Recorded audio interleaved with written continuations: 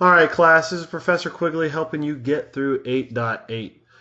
In here, we're going to define some user functions where we're going to determine if the value, which is a year, with the year that the user gives us, if it's a leap year or not. So basically, what does that mean? I type in year 1952, it's going to say 1952 is a leap year, or it's going to say 1952 is not a leap year. So we're going to create a function that does that for you. Now, some of you might be looking at this problem and thinking, wow, this sounds familiar. Like, is this not something we've done before? And the answer is yes. If you go over here and you hit menu and you hit search zyBooks and you type in leap year and you click search, you will see that we actually did this in 4.13. So you can go back and watch that video. I'm going to go through kind of fast here in this video. I'm not going to take a lot of time explaining all these if statements and the modulo command because this is all stuff that we've done in week 4. The intent of this video in week 8 is not to teach you what that logic means. It's just to kind of show how we could take code that we've written before and wrap it into a function so that way anytime we need to use this again, like in this case where we need to, we're being asked to do this again, had it been in a function, all we had to do was write one line of code and just call that function. But we can't do that because in week 4 we didn't put it in a function because we didn't know what a function was back then. Anyways, let's get started. So I hit start, and the first thing I'm going to do is backspace these lines of code because I want to start from scratch. So I'm going to copy and paste because I am a lazy developer, which also happens to be the best kind. Oops, not that. I am going to take this, right-click, copy, right-click, paste. That code you saw on the screen was me copying and pasting the code from week 4. So if you still have your code from week 4, feel free to copy it. However, I will tell you it doesn't exactly fit in just nicely, so you might end up still wanting to just follow along with me. All right, so function output leap year.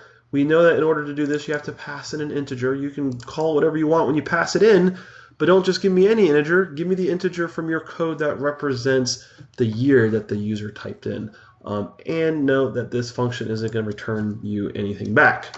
So we'll put that code here. We'll write that in a second, but I want to go ahead and write function main, and we'll do returns nothing.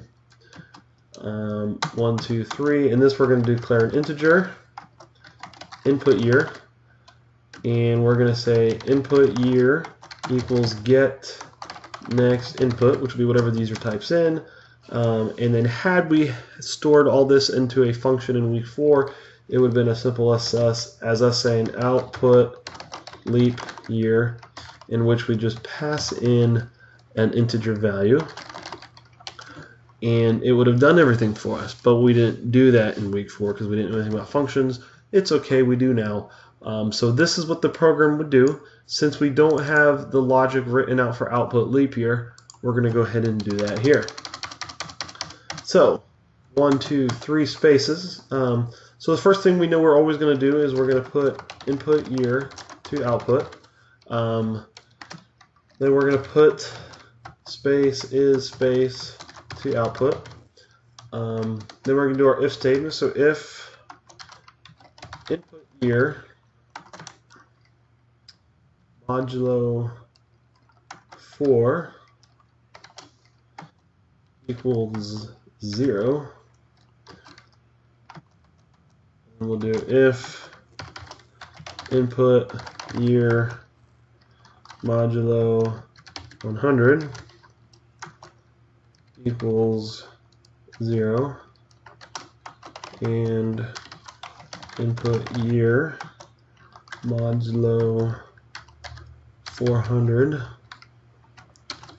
is not equal to 0, then we know it's not a leap year, so we'll say put not to output. You gotta make sure you watch your spaces here. So notice I have a space here, so I'm anticipating how this is going to fit into a sentence had that all come true. So now Pay attention to these vertical lines. These are what's going to help you line up your code here. So when I write else, I need this else to line up with that if. I can't have it like this because I don't want it to line up to that one. Again, if you have any curiosity on this logic, if you can't remember what we did in week 4, go back and watch week 4. 1, 2, 3, else, put not to output. And finally put a leap year to output. I think that's it. So remember, all of this code right here is all code that we defined in week 4 in which we're checking to see is it a leap year. And this is where we output if it's a leap year, if it's not a leap year. So all that stuff, man, it's kind of painful to type that out quickly a second time for you. So that's the benefit of a function. If I'm asked to do this question again, I'm just calling function. Had I been writing this in a real application. So I hit check. We are good. No errors. So again, same logic as week 4. The only difference is now we declared a main function in which that is where our program runs, and then we have all that logic that we've written previously wrapped up into a function that we can now call to save us time later. If you have any questions on that, don't hesitate to reach out to me in the discussion threads. Let me know which specific part of this video confused you, and I will be glad to respond and help you out. But until then, thank you for watching, and I will look forward to working with you again on the next problem. Take care.